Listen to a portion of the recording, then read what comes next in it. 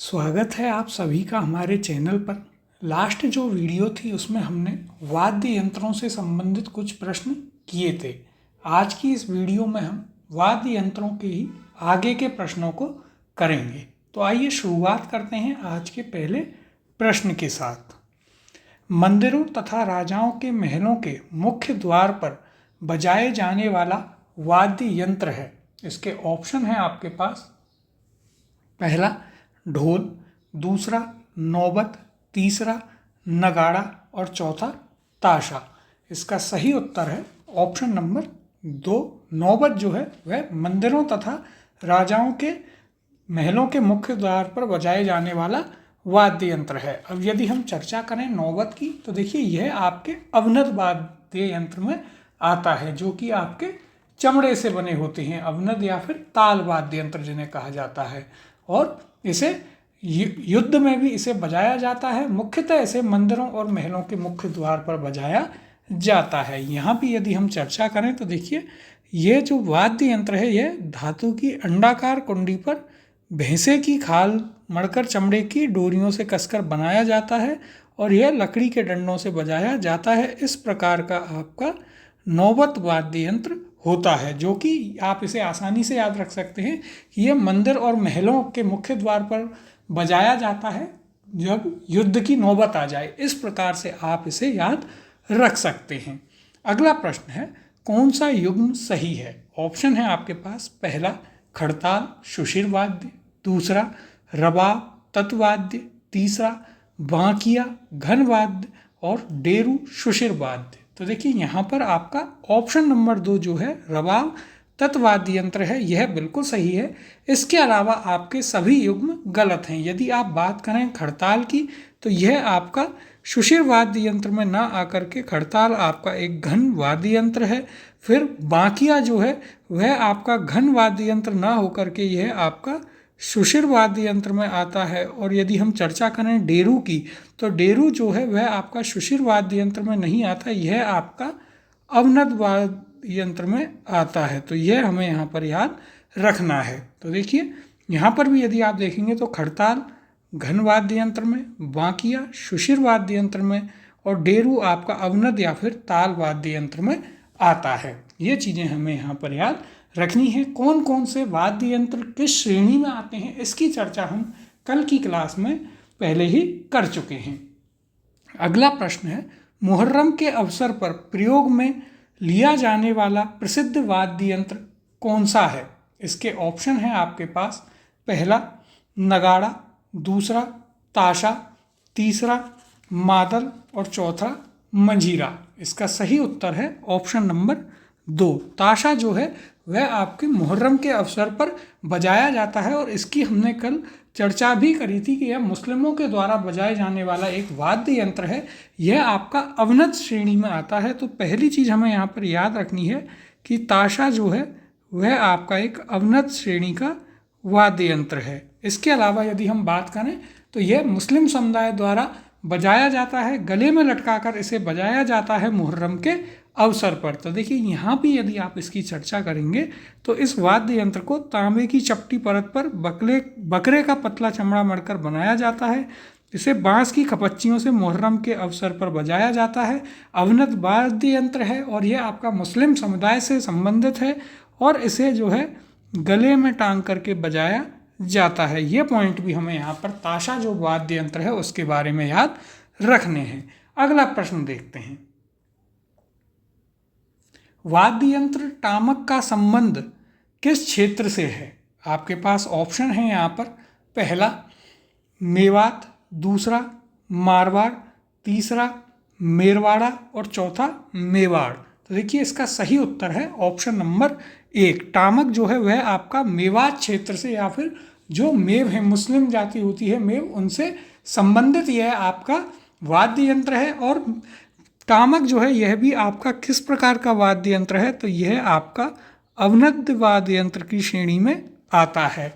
यदि इस पर और चर्चा करें तो हम जैसा कि जानते हैं कि यह आपका मेवात में है और यह कढ़ाई के जैसा होता है, जो कढ़ाई रसोई में काम में ली जाती है उसके जैसा होता है। यह एक युद्ध वाद्य है और इसे टामक जो है, इसे टामक या इसके अलावा इसका दूसरा नाम भी है, इसे दमामा भी कहा जाता है। दमामा, बम या टामक भी इसे कहा जाता है। तो ये पॉइंट हमें इसके बारे में याद रखने हैं। यहाँ भी यदि हम चर्चा करें आपके टामक वाद्य यंत्र की, तो देखिए खाल से मढ़ा हुआ कढ़ाई के आकार का नगाड़े का बड़ा रूप नौबत की तरह होता है। इसे आप बम या फिर टामक भी कहते हैं या फिर दमामा। नगाड़ा बजाने वाली ढोली जनजाति नगाड़ची कहलाती है। यह मुख्य रूप से मेवात क्षेत्र में युद्ध वाद्य के साथ में बजाया जाता है। तो एक यहाँ पर जो पॉइंट हमें याद रखने हैं आपके दमामा या टामक के बारे में, वह इस प्रकार से हैं कि यह पहली चीज़ यह आपका अवनद्य श्रेणी के वाद्य यंत्रों में आता है। मेवात क्षेत्र से यह संबंधित है। यह कढ़ाई के आकार का होता है। इसे बम, दमामा या टामक भी कहते हैं और यह एक युद्ध वाद्य है। तो यह कुछ 4-5 पॉइंट हैं जो हमें याद रखने हैं आपके टामक वाद्य यंत्र के बारे में। अगला प्रश्न है, घूमर नृत्य के समय कौन से वाद्य यंत्रों की आवश्यकता होती है? इसके ऑप्शन हैं आपके पास, पहला ढोलक एवं वीणा, दूसरा मंजीरा और वीणा, तीसरा केवल ढोलक और चौथा ढोलक और मंजीरा। तो देखिए जब हमने लोक नृत्यों की चर्चा करी थी तो वहाँ पर हमने इस चीज़ की भी चर्चा की थी कि घूमर नृत्य जो है उसमें ढोलक एवं मंजीरा जो हैं वे मुख्य रूप से प्रयोग में लिए जाते हैं। ऑप्शन नंबर 4 ढोलक और मंजीरा इसका सही उत्तर होगा। अब यदि देखिए आप यहाँ पर भी चर्चा करें तो घूमर नृत्य के समय आपको ढोलक के साथ में मंजीरा वाद्य यंत्र जो है वह भी देखने को यहाँ पर मिलेगा। तो इनकी हमने पहले भी चर्चा करी थी और यहाँ भी हम इसकी एक और बार चर्चा कर चुके हैं। अगले प्रश्न की ओर चलते हैं। तारपी वाद्य यंत्र का प्रयोग मुख्यतः किस जाति के द्वारा किया जाता है? इसके ऑप्शन दिए गए हैं। पहला ऑप्शन है कथौड़ियों के द्वारा, दूसरा ऑप्शन है मांगण्यारों के द्वारा, तीसरा नटों के द्वारा और चौथा ऑप्शन यहाँ पर दिया गया है आपका जोगियों द्वारा। तो देखिए इसका सही उत्तर है ऑप्शन नंबर 1 कथौड़ी जनजाति जो है उसके द्वारा तारपी जो लोक वाद्य यंत्र है उसको प्रयोग में लिया जाता है। अब यदि हम चर्चा करें आपके तारपी जो वाद्य यंत्र है इसकी, तो देखिए यह आपका आता है शुशिर वाद्य यंत्र की श्रेणी में। तो पहली चीज़ जो हमें याद रखनी है, तारपी वाद्य यंत्र आपका शुशिर वाद्य यंत्रों की श्रेणी में आता है और यह आपके कथौड़ी जनजाति से संबंधित है और ये आपके एक तारपा लोकवाद्य होता है जो कि महाराष्ट्र राज्य में होता है, उसके समान होता है। अब यदि हम यहाँ भी चर्चा करें तो देखिए कथौड़ी जनजाति का यह आपका वाद्य यंत्र है और कथौड़ी जनजाति के जो लोक वाद्य यंत्र हैं उनमें और कौन कौन से आते हैं, तो देखिए आपके गोरीडिया, तारपी, थालीसर, घोरिया या खोकरा, पावरी और टापरा। तारपी जो है वह लौकी के एक सिर पर छेद करके बनाए जाने वाला वाद्य यंत्र है जो कि महाराष्ट्र के तारपा लोक वाद्य के समान है और यह आपका शुशिर श्रेणी का वाद्य यंत्र है। तो देखिए यहाँ पर हमने चर्चा करी है आपके तारपी वाद्य यंत्र की। इसके बारे में कौन कौन से पॉइंटों की हमने चर्चा करी, तो देखिए पहला था आपका कि यह कथौड़ी जो जनजाति है उसका लोक वाद्य है। फिर हमने चर्चा करी तारपी के बारे में पहले, तो यह आपका शुशिर वाद्य यंत्र की श्रेणी में आता है और यह महाराष्ट्र के तारपा लोक वाद्य के समान है। इसके बाद हमने जो चर्चा करी वह करी आपकी कथौड़ी जनजाति के जो लोक वाद्य यंत्र हैं वे कौन कौन से हैं, उन पर हमने चर्चा करी। तो वे कौन कौन से थे, तो वे थे हमारे गोरीडिया, तारपी, थालीसर, घोरिया, खोकरा, पावरी और टापरा। तो ये हमें जो है इसमें कुछ पॉइंट हैं जो हमें तारपी के बारे में याद रखने हैं और एक हमें याद रखना है कि कथौड़िया जनजाति से संबंधित कौन कौन से आपके यहाँ पर वाद्य यंत्र हैं। अगला प्रश्न है मंजीरा, तानपुरा, चौतारा वाद्य यंत्रों का प्रयोग किस नृत्य में किया जाता है? इसके ऑप्शन हैं यहाँ पर, पहला गवरी, दूसरा तेरह ताली, तीसरा वालर और चौथा घूमर। तो देखिए सही उत्तर है ऑप्शन नंबर 2 13 ताली नृत्य जो होता है उसमें आपके मंजीरा, तानपुरा, चौतारा इन सभी वाद्य यंत्रों का प्रयोग किया जाता है, जिसकी चर्चा हम आपसे पहले भी जो लोक नृत्य वाला हमारा चैप्टर था उसमें भी हम कर चुके हैं। तो यहाँ पर हमें याद रखना है मंजीरा, तानपुरा, चौतारा ये आपके किसमें, ये आपके 13 ताली जो नृत्य है उसमें प्रयुक्त में लिए जाते हैं। अब यदि आप चर्चा करें इनकी आपके मंजीरा, तानपुरा और चौतारा की, तो देखिए ये किस में आते हैं, ये तीनों ही जो हैं आपके आते हैं किस में, तो ये आपके तत्वाद्य यंत्र की श्रेणी में यहाँ पर मुख्यतः आते हैं। अब आप एक एक करके, जैसे कि तानपुरा की यदि हम चर्चा करें तो तानपुरा को तंदूरा भी कहा जाता है। इसके अलावा इसके कुछ और भी नाम हैं, जैसे कि निशान, वेणु, तंबूरा और चौतारा। यह तानपुरा या फिर सितार के समान होता है आपका जो तंदूरा होता है, और यह मिजराब पहनकर बजाए जाने वाला आपका वाद्य यंत्र है। ये चीज़ें हमें इसके बारे में याद रखनी है। अब देखिए यहाँ भी यदि हम चर्चा करें तो देखिए 13 ताली नृत्य में मुख्य वाद्य यंत्र आपके एकतारा होता है, चौतारा होता है और मंजीरा एवं तंदूरा या तानपुरा जिसे कहते हैं वे होते हैं, जिसकी हमने अभी चर्चा यहाँ पर करी। अब यदि आप बात करें एकतारा की तो यह आदि वाद्य यंत्र है, यानी कि यह आपके नारद जी का वाद्य यंत्र है, नारद जी का वाद्य यंत्र, या फिर इसे आप आदि यानी कि बहुत आदिम समय का आदि वाद्य यंत्र भी इसे आप कहते हैं। यह एक तार का बना हुआ होता है और इसके साथ में करताल जो है वह बजाई जाती है।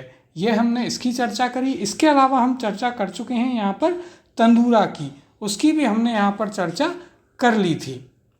अब देखिए यहाँ यदि हम आगे देखें तो देखिए, और इसके अलावा डेरू जो कि अवनद्ध वाद्य है, वाद्य यंत्र को आम की लकड़ी पर दोनों ओर चमड़ा मढ़कर बनाया जाता है।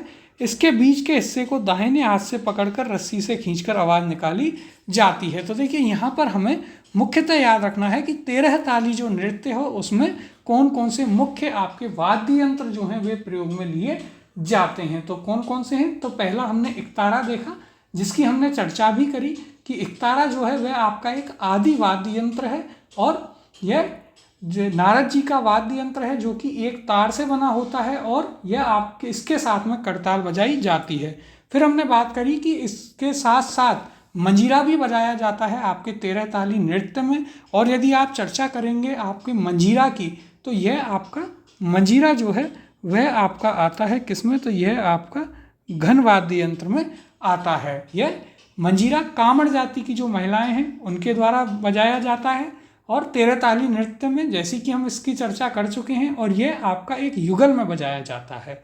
इसके बाद हमने तंदूरा की चर्चा यहाँ पर पहले ही कर ली थी। तो हमें याद रखना है 13 ताली नृत्य में एकतारा, चौतारा, मंजीरा एवं तंदूरा वाद्य यंत्र जो हैं वे आपके प्रयोग में लिए जाते हैं। अगला प्रश्न है, वंशावलियों की पीढ़ी दर पीढ़ी लेखन करने वाला कौन वर्ग था? ऑप्शन है आपके पास, पहला महाजन, दूसरा जागा, तीसरा पुजारी और चौथा ये सब। इसका सही उत्तर है ऑप्शन नंबर 2, जागा जो हैं वे वंशावलियों की पीढ़ी दर पीढ़ी लेखन करने वाले वर्ग थे। तो देखिए यहाँ यदि इनकी हम चर्चा करें तो जागा या फिर भाट, तो देखिए इस जाति के लोग विभिन्न परिवारों की वंशावली का अभिलेख रखते हैं और समय समय पर उनके वंशजों को सुनाकर अपनी आजीविका चलाते हैं, जो कि आपने ग्रामीण क्षेत्रों में कई बार देखे भी होंगे। भाट जो हैं वे आते हैं और वो कई बातें बोलते हैं कि बड़ी बड़ी बातें, और उनके जो वंश होता है उनका बखान करते हैं और उसके बदले वो जो है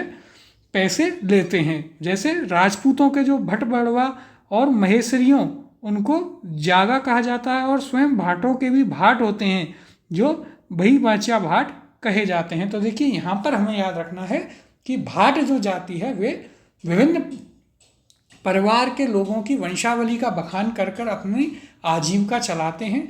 और एक पॉइंट जो हमें यहाँ पर, 2 पॉइंट और हैं जो याद रखने हैं कि जो राजपूतों के भाट हैं भट बड़वा और महेश्वरियों के भाव हैं उनको जागा कहा जाता है और भाटों के भी भाट होते हैं। यह आपका महत्वपूर्ण पॉइंट है, कभी भी पूछा जा सकता है। उन्हें बही बचिया जो है कहा, बही बचिया भाट उन्हें कहा जाता है। ये पॉइंट हमें यहाँ पर जरूर याद रखने हैं। अगला प्रश्न देखते हैं, राजस्थान में भाट जाति के मुख्य कार्य हैं। ऑप्शन दिए गए हैं आपके पास। पहला ऑप्शन है विभिन्न परिवारों की वंशावली का अभिलेख करना, दूसरा शादी के अवसर पर गीत गाना, तीसरा उत्सव व ढोल बजाना और चौथा उत्सव पर नाच दिखाना। तो देखिए इसकी हमने अभी चर्चा करी थी। भाट जाति जो है वह मुख्य रूप से विभिन्न परिवारों की वंशावली का अभिलेख करती है, बखान करती है और अपना जीवन यापन करती है। ऑप्शन नंबर 1 विभिन्न परिवारों की वंशावली का अभिलेख करना इसका सही उत्तर होगा। अगला प्रश्न है, लोक वाद्य यंत्र भपंग राजस्थान के किस क्षेत्र से संबंधित है? ऑप्शन है आपके पास यहाँ पर, पहला मेवात क्षेत्र से, दूसरा मेवाड़ क्षेत्र से, इसके बाद आपके पास ऑप्शन दिया गया है तीसरा मेरवाड़ा क्षेत्र से और चौथा ऑप्शन है यहाँ पर मारवाड़ क्षेत्र से। तो देखिए इसका सही उत्तर होगा आपके ऑप्शन नंबर 1 भपंग जो आपका वाद्य यंत्र है वह संबंधित है आपके किस क्षेत्र से? तो यह संबंधित है आपकी मेवात जो क्षेत्र है उससे संबंधित है आपका भपंग। अब यदि हम चर्चा करें यहाँ पर हमारे जो आपका यहाँ पर दिया गया है भपंग वाद्य यंत्र इसकी, तो देखिए इसके बारे में हम पहले यहाँ पर चर्चा कर लेते हैं। तो भपंग जो है यह आपका देखिए भपंग यह लंबी आल के तुम्बे से बना होता है। तुम्बे का नीचे का भाग खाल से मढ़ दिया जाता है जबकि ऊपर का हिस्सा खाली छोड़ दिया जाता है। इसे मुख्यतः अलवर क्षेत्र में जोगी जो जाति है उनके द्वारा बजाया जाता है। तो देखिए ये चीज़ हमें यहाँ पर ज़रूर से याद रखनी है कि आपका जो भपंग है, पहली चीज़ यह किस क्षेत्र का लोकवाद्य है? तो यह आपके जो अलवर जो या फिर मेवात जो क्षेत्र है उसका लोकवाद्य है आपका भपंग। और किसके द्वारा यह बजाया जाता है? दूसरी चीज़ हमें यह याद रखनी है, तो यह आपके बजाया जाता है जो जोगी जाति है उनके द्वारा आपका भपंग जो है वह बजाया जाता है। और यह कैसा होता है? तो देखिए भपंग आपका डमरू के जैसा होता है। और इसके यदि हम बात करें कुछ इसके प्रसिद्ध कलाकार भी रहे हैं। कौन? तो देखिए एक हैं आपके जहूर खां मेवाती और दूसरे इनके साथ में रहे हैं उमर खां मेवाती। तो देखिए दो नाम हमें जो है यहाँ पर याद रखने हैं। किस लोकवाद्य से संबंधित? तो आपके भपंग जो लोकवाद्य है उससे संबंधित हमें दो लोग याद रखने हैं, जहूर खां और उमर खां मेवाती। भपंग आपका यह एक और चीज़ की भपंग जो है वह आपके कौन से वाद्य यंत्र की श्रेणी में आता है? तो यह भी हमें याद रखना है। तो भपंग आपके आता है तत्वाद्य यंत्र की श्रेणी में। और दो नाम जो हमने यहाँ पर जिनकी चर्चा करी है कौन कौन से? तो एक तो जहूर खां और उनके साथ में जहूर खां एवं उमर खां मेवाती, ये दोनों जो हैं आपके संबंधित रहे हैं किससे? भपंग वाद्य यंत्र से। तत् श्रेणी का यह वाद्य यंत्र है जो कि अलवर क्षेत्र में जोगी जाति द्वारा बजाया जाता है। अगले प्रश्न की ओर चलते हैं। तो देखिए अलवर जिले के जोगी जाति के लोग निम्न में से किस वाद्य को बजाते हैं? ऑप्शन दिए गए हैं, पहला रबाज, दूसरा भपंग, तीसरा सारंगी और चौथा जंतर। जिसकी हमने अभी चर्चा करी है इसका सही उत्तर होगा ऑप्शन नंबर 2 भपंग जो है वह आपके अलवर जिले में जोगी जाति के द्वारा बजाया जाता है। यह आपका एक तत्वाद्य यंत्र है।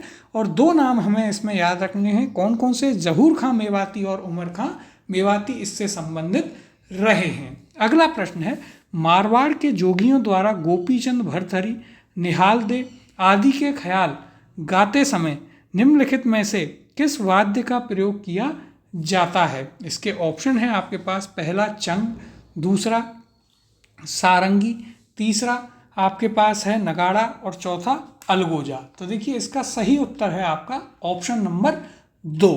सारंगी जो है उस वाद्य यंत्र का प्रयोग किया जाता है मारवाड़ के जो जोगी हैं उनके द्वारा गोपीचंद भर्तहरि, निहाल दे इनके ख्याल गाते समय जिस वाद्य यंत्र का प्रयोग किया जाता है वह है आपका कौन सा? तो वह है आपका सारंगी। अब यदि हम चर्चा करें देखिए सारंगी के बारे में, तो सारंगी जो है यह आपका एक तत्वाद्य यंत्र की श्रेणी में आता है। और सबसे महत्वपूर्ण पॉइंट जो हमें याद रखना है वह है कि सारंगी सर्वश्रेष्ठ तत्वाद्य यंत्र है। इसमें कुल 27 तार होते हैं जो कि इसे गज से बजाते हैं। और लंगा जाति जिसकी हम पूर्व में चर्चा कर चुके हैं उसके द्वारा आपकी सारंगी बजाई जाती है। यासीन खान जो हैं उन्हें इसके लिए सर आगा खान अवार्ड भी दिया जा चुका है। और सारंगी आपके सागवान की लकड़ी से बनती है। तो देखिए यह पॉइंट आप ऐसे याद रख सकते हैं, चूंकि सारंगी सर्वश्रेष्ठ वाद्य यंत्र है, तत्वाद्य यंत्र है सर्वश्रेष्ठ, और इसमें सर्वश्रेष्ठ ही लकड़ी जो कि सागवान की होती है वह प्रयोग में ली जाती है। और सारंगी दो प्रकार की होती है, कौन कौन सी? एक गुजराती सारंगी और एक सिंधी सारंगी। अब देखिए यहाँ पर भी यदि हम चर्चा करें सारंगी की, तो देखिए सारंगी लकड़ी से निर्मित होती है। इसमें कुल 27 तार होते हैं। सारंगी के ऊपर की तांते बकरे की आंत से बनाए जाते हैं। इस वाद्य यंत्र का प्रयोग मुख्य रूप से कहाँ पर? जैसलमेर व बाड़मेर की लंगा जाति के द्वारा किया जाता है। जैसे कि हमने अभी चर्चा करी, राजस्थान में दो प्रकार की सारंगियाँ प्रसिद्ध हैं, सिंधी और गुजराती सारंगी जो हैं वे प्रसिद्ध हैं। यदि इसके अलावा हम और चर्चा करें तो सारंगी के कुछ और भी विभिन्न प्रकार हैं। कौन कौन से? पहला धनी सारंगी, इसे निहाल दे की कथा सुनाने वाले जोगी बजाते हैं। फिर दूसरी गुजरातन सारंगी, इसे लंगा जाति के गायकों के द्वारा प्रयोग में लिया जाता है। और तीसरी जोगिया सारंगी, यह जो है अलवर भरतपुर के भरथरी जोगियों द्वारा प्रयोग में ली जाती है। फिर सिंधी सारंगी, यह पश्चिमी राजस्थान के पेशेवर लंगा जाति के द्वारा। और इसके बाद में है आपकी जड़ों की सारंगी या प्यालेदार सारंगी, जो कि जैसलमेर जिले के मांगण्यारों के द्वारा प्रयोग में ली जाती है। तो देखिए यहाँ पर हमने चर्चा करी है सारंगी जो आपका वाद्य यंत्र है उसके बारे में। तो देखिए पहला पॉइंट हमें यहाँ पर याद रखना है सारंगी के बारे में, तो वह है आपका कि यह आपका किस प्रकार का वाद्य यंत्र है। तो सारंगी आपका एक तत्वाद्य यंत्र है, और जिसमें भी है यदि हम चर्चा करें तो तत् में भी है आपका सर्वश्रेष्ठ जो माना जाता है, सर्वश्रेष्ठ तत्वाद्य यंत्र है आपका सारंगी। तो यह पॉइंट हमें याद रखना है। देखिए यहाँ पर इसे अच्छे से लिख लेते हैं। सारंगी जो है वह आपका सर्वश्रेष्ठ तत्वाद्य यंत्र है। एक पॉइंट हमें यह याद रखना है। दूसरे हमने चर्चा करी कि इसमें कुल 27 तार होते हैं। ये जो जैसलमेर और बाड़मेर क्षेत्र में लंगा जाति है, जिसकी हम पहले भी चर्चा कर चुके हैं, उनके द्वारा बजाया जाता है। दूसरी चीज़ यह आपके किससे बनता है? तो यह आपके बनता है सागवान की लकड़ी से, जो कि सर्वश्रेष्ठ लकड़ी होती है। तो सर्वश्रेष्ठ तत्वाद्य यंत्र सर्वश्रेष्ठ लकड़ी से बनता है, सागवान की से। दो प्रकार की सारंगियाँ राजस्थान में प्रसिद्ध हैं, सिंधी और गुजराती सारंगी। इसके अलावा यदि हम बात करें तो इससे जुड़े हुए प्रसिद्ध कलाकार कौन से हैं? तो वे हैं आपके कौन? तो वे हैं आपके यासीन खान, जिन्हें आपका कौन सा अवार्ड मिला है? तो इन्हें मिला है आपका सर आगा खान जो अवार्ड होता है वो इन्हें मिला है। ये पॉइंट भी हमें यहाँ पर याद रखना है। और इसके अलावा देखिए यहाँ पर हमने चर्चा करी थी और जो विभिन्न प्रकार की सारंगियाँ होती हैं उनकी, तो कौन कौन सी?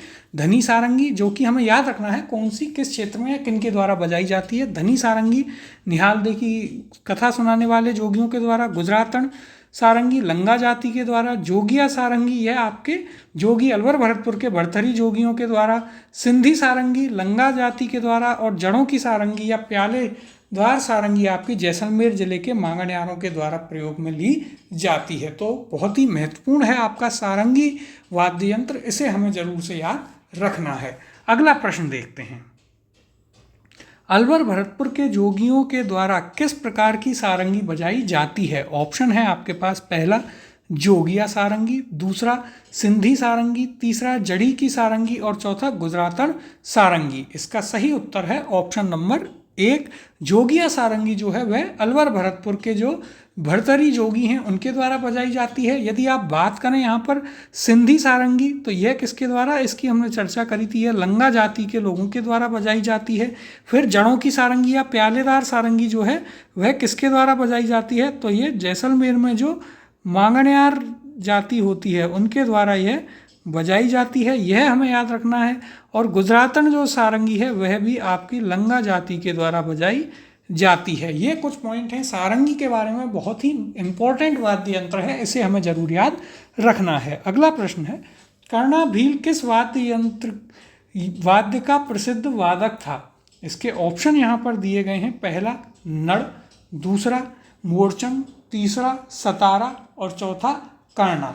इसका सही उत्तर है ऑप्शन नंबर 1, कर्णाभील जो है वह आपका नड़ जो वाद्य यंत्र होता है उसका प्रसिद्ध वादक था। यदि हम चर्चा करें नड़ वाद्य यंत्र की, तो यह पहली चीज़ है आपका किस प्रकार का वाद्य यंत्र है? तो नड़ जो है यह आपका आता है शुशिर वाद्य यंत्र में, यानी कि फूंक देकर बजाए जाने वाला यह वाद्य यंत्र है। और यह कर्णाभील जो है इसका काफ़ी प्रसिद्ध कलाकार रहा है। और यदि हम बात करें तो यह आपके नड़ जो है वह बनता है कगौर का जो पेड़ होता है उसकी लकड़ी से। तो यह हमें याद रखना है कि यह कगौर के पेड़ से बनता है। तो ये हमने चर्चा करी है आपके नड़ वाद्य यंत्र की, जिसमें हमें याद रखना है कि यह आपका शुशिर वाद्य यंत्र की श्रेणी में आता है। कर्णाभील इसका मुख्य कलाकार रहे या उसके लिए प्रसिद्ध रहे हैं और यह कगौर के पेड़ से बनता है। अगले प्रश्न की ओर चलते हैं। देखिए यहाँ भी यदि हम चर्चा करें नड़ की तो यह आपके शुशिर वाद्य यंत्र की श्रेणी में आता है, जो कि लंबी बांसुरी की तरह होता है। यह मुख्य रूप से आपके जैसलमेर में बजाया जाता है और मरु प्रदेश के इलाके का यह अत्यंत दुर्लभ साज है। माता या भैरव का गुणगान करने वाले राजस्थानी भोपे से बजाते हैं। लंगा गायक एवं ऊँटों की रेवड़ वाले उठारियों द्वारा भी यह प्रयोग में लिया जाता है और कर्णाभील जो है इसका प्रसिद्ध वादक रहा है। तो ये कुछ पॉइंट हैं जो हमें याद रखने हैं नड़ वाद्य यंत्र के बारे में, जिनकी हमने चर्चा भी करी कि यह शुशिर वाद्य यंत्र की श्रेणी में आता है, जैसलमेर के क्षेत्र में से बजाया जाता है और कर्णाभील जो है वह इसका प्रसिद्ध वादक रहा है। अगले प्रश्न की ओर चलते हैं। कौन सा युग्म सही नहीं है? ऑप्शन दिए गए हैं आपके पास। पहला रजब अली खान वीणा वादक, दूसरा आमिर खान सितार वादक, तीसरा अल्लाह जलाबाई मांड गायिका और चौथा रविशंकर नड़ वादक। तो देखिए यहाँ पर आपका उत्तर होगा ऑप्शन नंबर 4।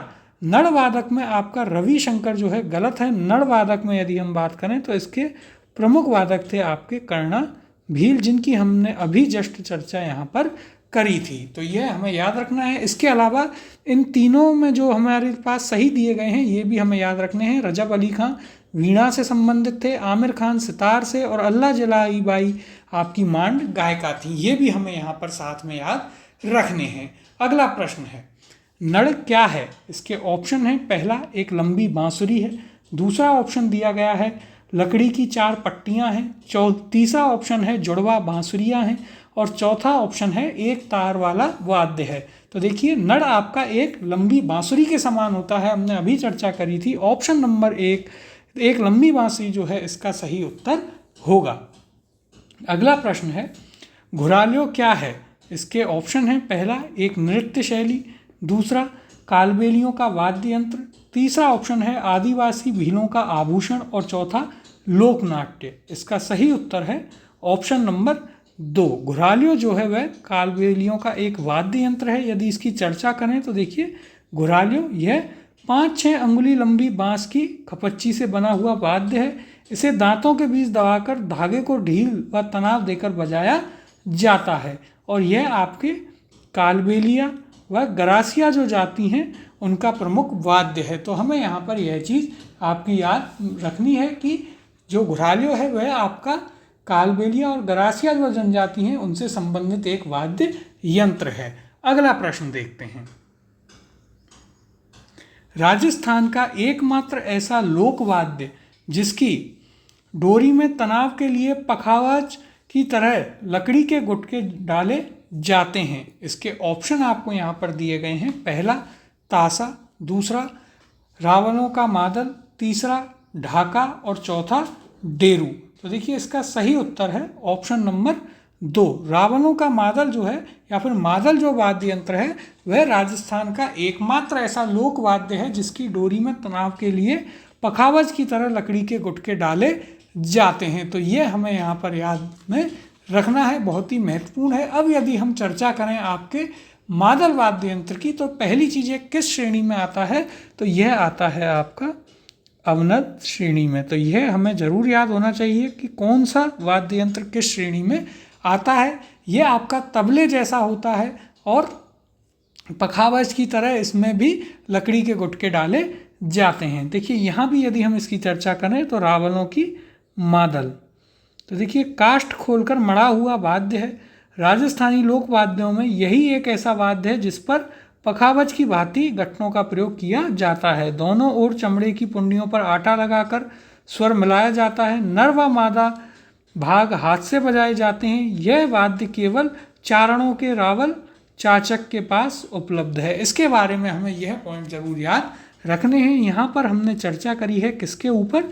तो आपके रावलों की मादल के ऊपर हमने चर्चा करी। तो पहली चीज़ हमें याद रखनी है कि यह राजस्थान का एकमात्र ऐसा लोकवाद्य है जिसकी डोरी में तनाव के लिए पखवाज की तरह लकड़ी के गुटके डाले जाते हैं।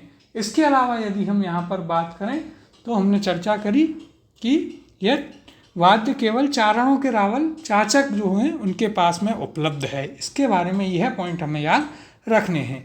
अगला प्रश्न है, राजस्थान में कामड़ जाति के लोगों द्वारा कौन सा संगीत वाद्य बजाया जाता है? इसके ऑप्शन हैं आपके पास, पहला तंदूरा, दूसरा सुरिंदा, तीसरा गुजरी और चौथा इनमें से कोई नहीं। तो देखिए यहाँ पर इसका सही उत्तर होगा आपका ऑप्शन नंबर 1। तंदूरा जो आपका वाद्य यंत्र है, हमने इसकी अभी पहले भी चर्चा करी थी कि यह 13 ताली नृत्य में काम में लिया जाता है, प्रयोग में लिया जाता है। जो 13 ताली नृत्य जो है आपके कामड़ जनजाति की जो महिलाएं होती हैं उनके द्वारा किया जाने वाला नृत्य है, उसमें तंदूरा वाद्य यंत्र जो है वह प्रयोग में लिया जाता है। तो यहाँ पर आपका सही उत्तर होगा ऑप्शन नंबर 1 तंदूरा। अगले प्रश्न की ओर चलते हैं। तो देखिए उससे पहले तंदूरा पर भी चर्चा कर लेते हैं। तो देखिए तंदूरा या फिर जिसे आप वेणु भी कहते हैं, हमने पहले भी इस पर चर्चा करी। यह वाद्य यंत्र लकड़ी से बना हुआ होता है, इस पर 4 तार लगे हुए होते हैं, इसलिए इसे आप चौतारा भी कहते हैं।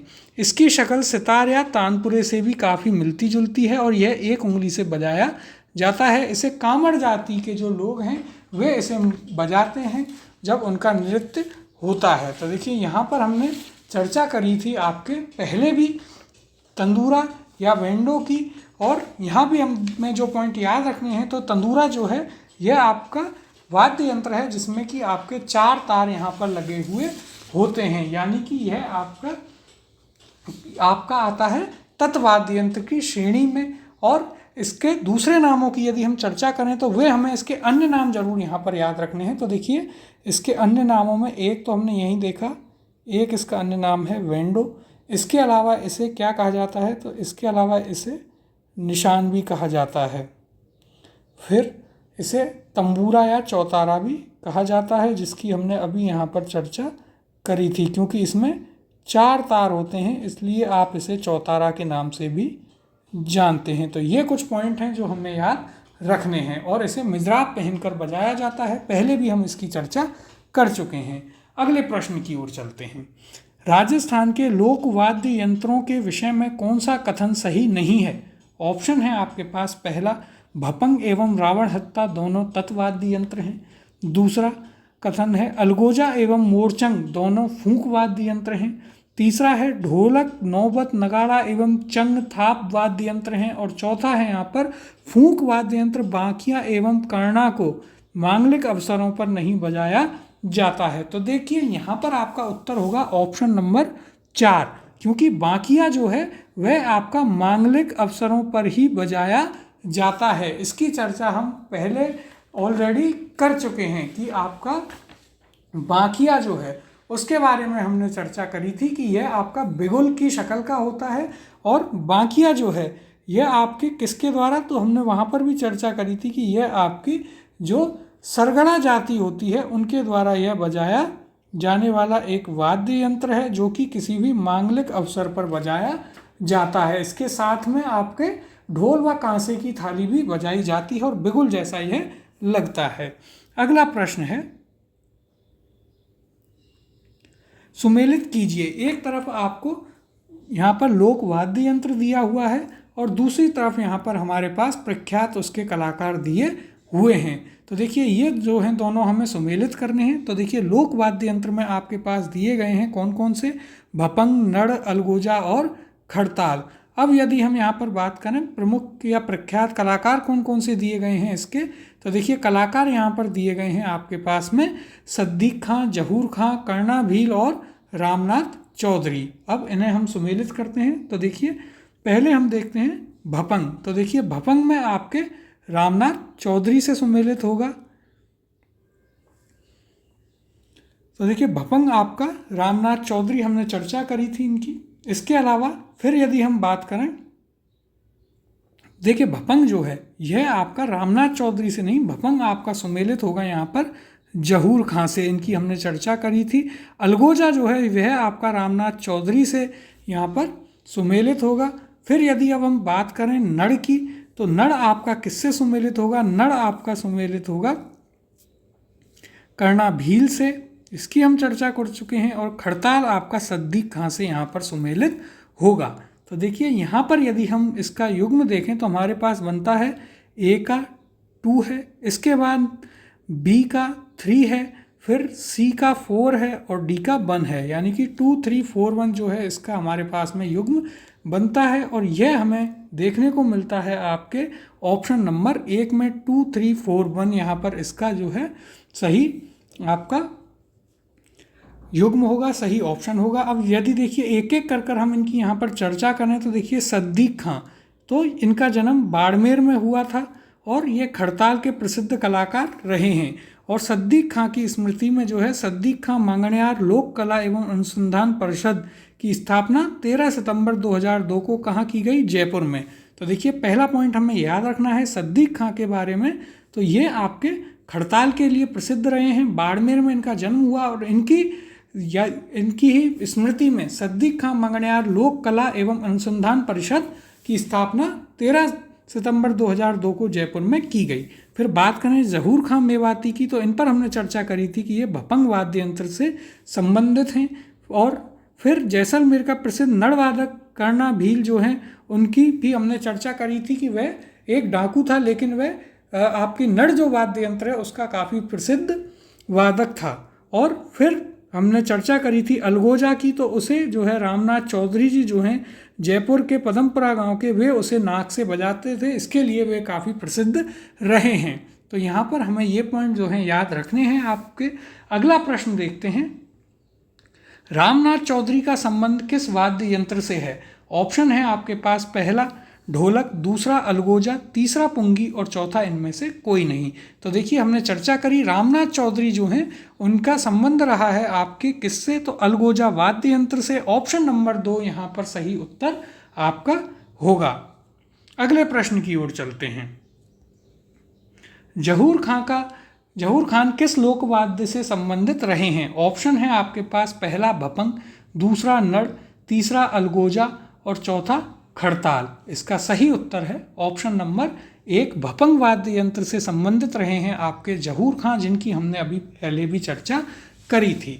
अगला प्रश्न है, किस लोक वाद्य में महारत होने से साकर खां को 2012 में पद्मश्री से सम्मानित यहाँ पर किया गया था? इसके ऑप्शन दिए गए हैं, पहला कमायचा, दूसरा सारंगी, तीसरा मोरचंग और चौथा खड़ताल। इसका सही उत्तर है आपके पास ऑप्शन नंबर 1, कमायचा के प्रसिद्ध वादक रहे हैं आपके कौन? तो आपके साकर खान जो हैं वे कमायचा के काफ़ी प्रसिद्ध वादक रहे हैं और इसके लिए उन्हें 2012 में पद्मश्री से भी सम्मानित यहाँ पर किया जा चुका है।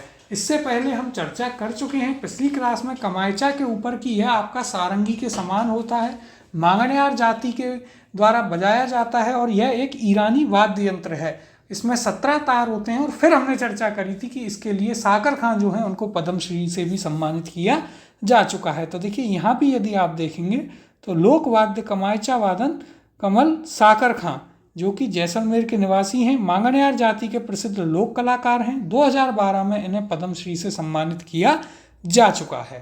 अगला प्रश्न है, राजस्थान के प्रसिद्ध पखावज वादक हैं। ऑप्शन है आपके पास, पहला पंडित रामनारायण, दूसरा पंडित पुरुषोत्तम दास, तीसरा उस्ताद असद अली खां और चौथा उस्ताद हिदायत खां। इसका सही उत्तर है ऑप्शन नंबर 2, पंडित पुरुषोत्तम दास जो हैं वे आपके प्रसिद्ध वादक रहे हैं पखावज के। अब यदि इनकी हम चर्चा करें पुरुषोत्तम दास पखावजी की, तो देखिए ये नाथ द्वारा से संबंधित हैं, यह पॉइंट हमें याद रखना है। और भारत सरकार ने इन्हें पद्मश्री से अलंकृत किया। पुरुषोत्तम जी ने अपने समस्त ज्ञान के ऊपर एक पुस्तक लिखी है, मृदंग वादन, यह इनकी एक पुस्तक है। तो पुरुषोत्तम दास जी जो हैं उनके बारे में हमें ये पॉइंट यहाँ पर जरूर याद रखने हैं कि यह आपके पखावज से संबंधित रहे हैं, नाथ द्वारा से ये आते हैं और इन्होंने एक पुस्तक लिखी है मृदंग के ऊपर पूरी, जिसका नाम है आपका मृदंग वादन। यह इनकी पुस्तक है जिसका नाम हमें जरूर याद रखना है। अगला प्रश्न देखते हैं, भांड, ढोली और मांगल्यार राजस्थान के क्या हैं? ऑप्शन है यहाँ पर पहला पारंपरिक लोक संगीतकार, दूसरा ऑप्शन है लोक कला, तीसरा ऑप्शन है धार्मिक समूह और चौथा है यहाँ पर खिलाड़ी। तो देखिए भांड, ढोली, मांगन्यार, लंगा ये सभी राजस्थान की पारंपरिक लोक संगीतकार जातियां हैं। ऑप्शन नंबर 1 इसका सही उत्तर होगा। अब यदि हम इनकी चर्चा करें तो देखिए लंगा जो है यह जाति मुख्यतः जैसलमेर और बाड़मेर का जो क्षेत्र है वहाँ पर पाई जाती है और ये कमायचा व सारंगी वाद्य यंत्र बजाते हैं। तो ये पॉइंट हमें याद रखना है। इसके बाद दूसरी है आपकी मांगन्यार। तो यह मुख्यतः पश्चिमी राजस्थान यानी कि आपके जैसलमेर, बाड़मेर, बालोतरा, बीकानेर के क्षेत्रों में पाई जाती है और ये आपकी प्रसिद्ध है कमायचा, खड़ताल और सोरनाई वादन के लिए। इसी प्रकार से ढोली जाती है जो कि ढोल बजाती है, उन्हें ढोली कहा जाता है और इनमें इसके अलावा ढोलियों को दमामी, नक्कारची, जावड़ आदि नामों से भी यहाँ पर जाना जाता है। तो हमें याद रखना है कि यहाँ पर लंगा जाति है जो कि आपकी जैसलमेर और बाड़मेर में पाई जाती है, जो कि कमायचा और सारंगी के वादन के लिए काफ़ी प्रसिद्ध है। फिर मांगड़ियार जो जाति है वह भी जैसलमेर, बाड़मेर, बालोतरा, बीकानेर क्षेत्र में पाई जाती है और कमायचा, खड़ताल, सोरनाई इन सभी वाद्य यंत्रों के लिए यह काफ़ी प्रसिद्ध है। इसी प्रकार से ढोली जाति है जो कि ढोल बजाती है। अगला प्रश्न है राजस्थान मूल के प्रख्यात शास्त्रीय वादक राम नारायण तथा सुल्तान खां का संबंध किस वाद्य यंत्र से रहा है?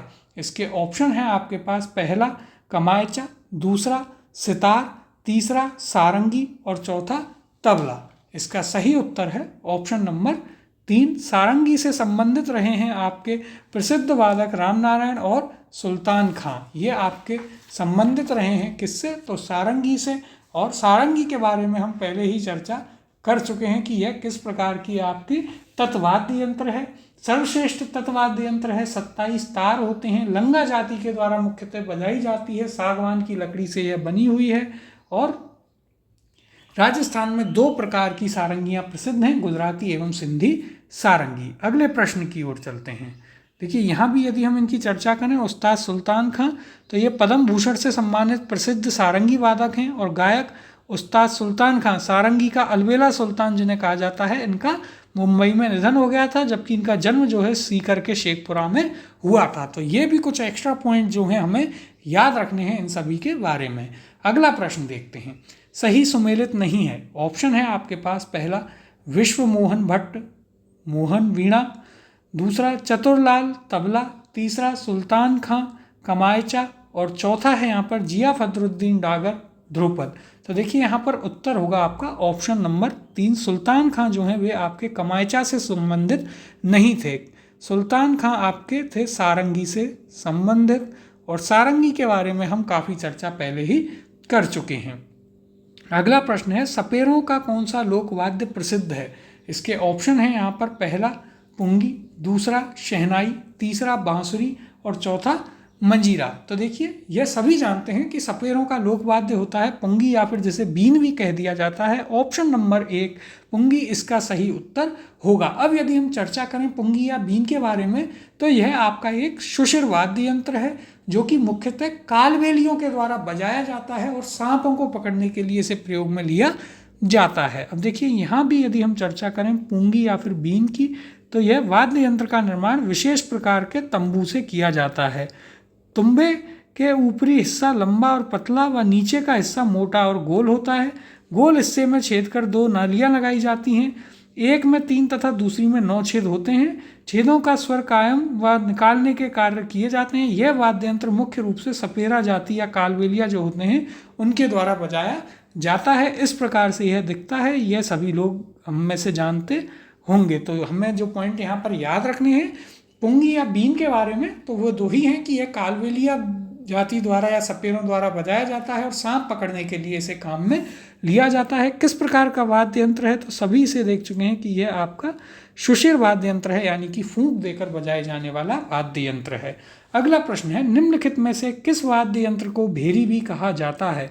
ऑप्शन है आपके पास पहला बांकिया, दूसरा भुंगल, तीसरा मशक और चौथा पुंगी। तो देखिए इसका सही उत्तर है ऑप्शन नंबर 2 भुंगल। इसका पूरा नाम ही भुंगल रणभेरी है, इसे भी भेरी के नाम से भी जाना जाता है। यदि हम चर्चा करें आपके भुंगल जो आपका वाद्य यंत्र है तो यह आपका एक सुशिर वाद्य यंत्र की श्रेणी में आता है। मेवाड़ में भवैयों के द्वारा इसे बजाया जाता है और युद्ध शुरू होने से पहले, रण में या फिर खेल शुरू होने से पहले इसे बजाया जाता है। पीतल की लंबी नली का यह बना हुआ वाद्य यंत्र है। तो देखिए यहाँ भी यदि हम चर्चा करें, भुंगल या फिर रणभेरी, यह मेवाड़ के भवाइयों का वाद्य यंत्र है जो कि गांव में खेल शुरू करने से पहले जनता को एकत्रित करने के लिए बजाया जाता है। यह पीतल की लंबी नली की बनी होती है। बिगुल की भांति यह रण का ही वाद्य रहा है जो युद्ध शुरू होने से पूर्व में बजाया जाता था। तो एक और पॉइंट जो हमें यहाँ पर ऐड कर लेना है वो है कि यह आपका शुशिर वाद्य यंत्र की श्रेणी में आता है। तो देखिए हमें जो पॉइंट याद रखने हैं भुंगल या फिर रणभेरी के बारे में, वे कौन कौन से हैं कि भुंगल या रणभेरी यह मेवाड़ के भवाइयों का लोकवाद्य है और यह खेल शुरू होने से पहले या फिर रण में युद्ध शुरू होने से पहले बजाया जाता है। अगला प्रश्न देखते हैं, कौन सा वाद्य यंत्र अलग है? ऑप्शन है आपके पास, पहला शहनाई, दूसरा मशक, तीसरा खड़ताल और चौथा अलगोजा। तो देखिए यहाँ पर आपका सही उत्तर होगा ऑप्शन नंबर 3। खड़ताल जो है वे इन सभी जो वाद्य यंत्र हैं बाकी सबसे अलग है। यदि आप बात करेंगे शहनाई, मशक, अलगोजा इन सब की, तो ये आपके आते हैं शुशिर वाद्य यंत्र की श्रेणी में।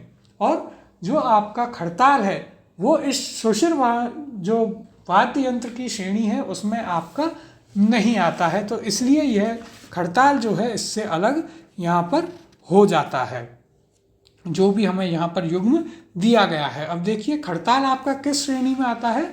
तो खड़ताल आता है आपका जो घन वाद्य यंत्र की श्रेणी में। और खड़ताल का जादूगर मैंने आपको पहले बताया था। खड़ताल का जादूगर किसे कहा जाता है? तो खड़ताल का जादूगर कहा जाता है सद्दीक खान मांगनियार जो हैं उन्हें खड़ताल का जादूगर कहा जाता है। तो ये पॉइंट भी हमें यहाँ पर याद रखना है। तो देखिए पहली चीज़ जो हमें याद रखनी है वह है कि यह आपका किस में आता है? तो यह आपके आता है घन वाद्य यंत्र की श्रेणी में। और इसके प्रसिद्ध वादक कौन रहे हैं? तो वे रहे हैं आपके सद्दीक खां मांगनियार, जिन्हें आप खड़ताल के जादूगर के नाम से भी जानते हैं। तो ये थे हमारे प्रश्न आपके लोक वाद्यों से संबंधित। इसके बाद हम अगली वीडियो में नए टॉपिक के प्रश्नों को प्रारंभ करेंगे।